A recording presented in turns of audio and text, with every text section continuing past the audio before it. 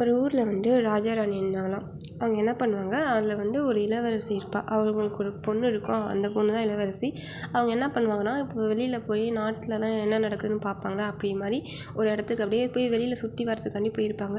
அப்போ போகிறப்ப மக்கள் எல்லாம் ரொம்ப சந்தோஷமாக இல்லை, ரொம்ப அப்படியே கஷ்டப்படுற மாதிரி இருக்கும் அப்படின்னு நினச்சிட்டு என்ன பண்ணுவாங்கன்னா, அதை பார்த்துட்டு இளவரசி அந்த அரண்மனையில் இருக்கிற தன்னோட ராஜா ராணி கிட்ட சொல்லிடுவாங்க.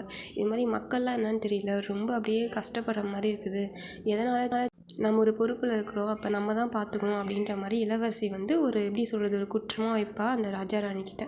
இப்போ அந்த ராஜா ராணி என்ன பண்ணுவாங்க அப்படின்னா, அப்படியா அப்படின்னு சொல்லிட்டு நான் போய் பார்க்குறேன். ராஜா என்ன பண்ணுவார்னா, முதல்ல போய் பார்ப்பாரா. ராஜா பார்க்குறப்ப எல்லாம் சந்தோஷமாக இருக்கிற மாதிரி இருக்குமா, எல்லாம் நல்லா தான் இருக்கிறாங்க அப்படின்னு ராஜாவும் சொல்லிடுவாராம். ஆனால் ராணிக்கும் ஒரு டவுட் வருமா. சரி, அதை நிரூபிக்க என்ன பண்ணுவாங்களாம், இப்போ அந்த நாட்டில் இருக்கிற எல்லா குட்டீஸுங்க இருப்பாங்களே, சின்ன பிள்ளைங்க, அவங்க எல்லாத்தையும் வரிசையாக வர சொல்லுவாங்களாம் அந்த அரண்மனைக்கு. வர சொல்லிட்டு நிறையா சாப்பாடு தீனிலாம் இருக்கும்ல, ஸ்நாக்ஸ்லாம், அதெல்லாம் எடுத்துகிட்டு அப்படியே வரிசையாக வச்சுருவாங்களாம். வச்சுட்டு அந்த குழந்தைங்களை இப்படி ஒரு அப்படி நடக்க சொல்லுவாங்களாம்.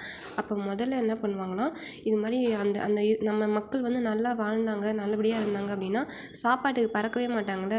ஆனால் அந்த குழந்தைங்க சாப்பாடு பறக்காமல் இருந்தாலும் இப்படி பறக்கிறதுனா அப்படி ரொம்ப ஏக்கமாக பார்க்குங்களாம். பார்க்குறப்பயே அது மாதிரி ஒவ்வொன்றத்தையும் இப்படி பார்த்துட்டே வரும்போதே ரொம்ப ஏக்கமாக இது சாப்பிட்ல அது சாப்பிட்ல அப்படின்னு சொல்லி ரொம்பவே தலை குனிஞ்சு மட்டும் இல்லாமல் ரொம்ப வருத்தமாக நடந்துகிட்டே வந்தாங்களாம். அதை பார்த்தது உடனே ராஜாவுக்கும் ராணிக்கும் ஒன்றுமே சொல்ல முடியாமல் இருந்தாங்க. அதுக்கப்புறம் அந்த அரண்மனையில் இருக்குவாங்களா, அரண்மனை பிள்ளைங்க, அவங்க வரும்போது அதெல்லாம் கண்டுக்காமல் அப்படியே வந்தாங்களாம். அப்போ தான் ராஜா ராணிக்கு தோணுச்சு, நம்ம மக்கள் கஷ்டப்படுறாங்க சாப்பாட்டுக்கு அப்படின்னு சொல்லி அந்த குறைய தீர்த்தாங்களாம்.